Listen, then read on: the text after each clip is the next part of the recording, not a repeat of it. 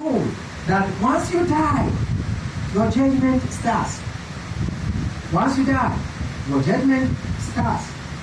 No matter of قامت قيامته. He who dies, then his qiyamah has begun. Because the beginning of qiyamah is there. Once you cross, then that means you are on the path for judgment. Just as we didn't know where we were, we didn't know how it was when we were in the womb of our mothers. It was a whole world in itself. We didn't know what was ongoing there. Then we came to the world. And then we are told we will return to Almighty Allah. And Allah subhanahu wa ta'ala, out of His mercy, has actually described the place for us, but we haven't been there to see how it looks like. Is it not fearsome? Are we not afraid? But He has given us, out of His own mercy, ways that we can follow, so that life over there will be okay for us, and ways that we should stay away from, so that the very day we are exiting, we have nothing to be concerned about except to embrace Al-Jannah. So he says, وَلْتَنْزُرُ نَفْسٌ مَا قَدَّمَتْ لِغَدٍ. Then he came back to say, وَاتَّقُوا اللَّهَ, emphatically, and then fear Allah again. Why? This time, why? إِنَّ اللَّهَ خَبِيرٌ بِمَا تَعْمَلُونَ. For surely Allah is well informed, absolutely informed of everything at all that we are doing. And Allah didn't say this out of blue. He said it for a purpose. Why? In kullu nafsin damma alayha kafir. Every soul that you see walking, there are angels who are monitoring you. You may think you are alone walking. Even if you are soliloquizing, you are together with more angels. In kullu nafsin damma alayha kafir. Then Allah didn't stay there. And Allah said, let me go further to describe something for you. They said, مَا يَلْفِظُ مِنْ قَوْلٍ إِلَّا لَدَيْهِ رَقِيبٌ عَتِيدٌ.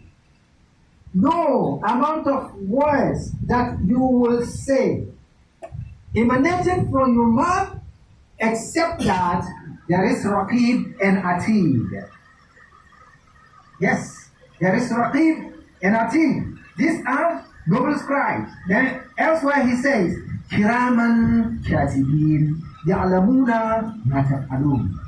Look at the security contingents around you, and you will think Allah subhanahu wa ta'ala doesn't know what you are doing.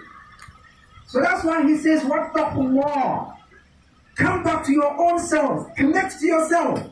Anytime you are walking and you think you are alone, you are together with Allah. On top of all these angels, He has said, I have duty them to follow you. He says, وَنَحْنُ أَقْرَبُ إِلَيْهِ مِنْ حَبْلِ الْوَرِيدِ.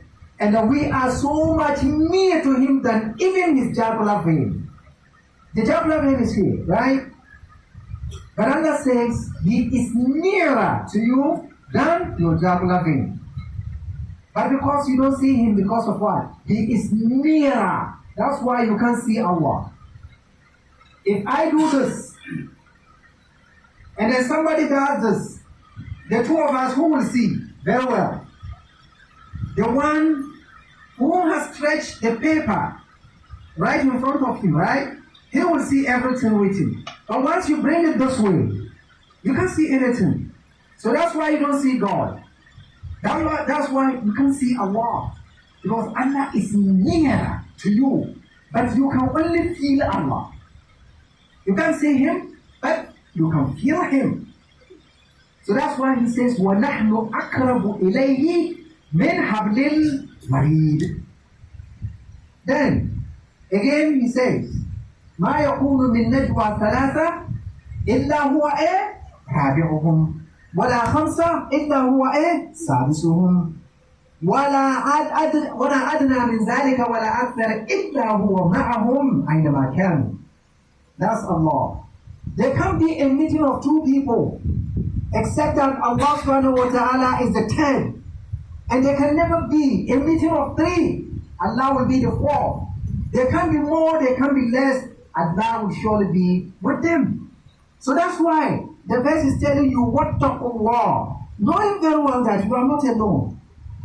You are surrounded by angels who are duty to take note of everything at all that you are doing, and then they will document it properly, awaiting you on the day of Qiyamah. And Allah says, that day, everything is going to be plain for us to see. ووضع الكتاب فترى المجرمين مشفقين مما فيه ويقولون يا ويلتنا ما لهذا الكتاب لا يغادر صغيرة ولا كبيرة إلا أحصاها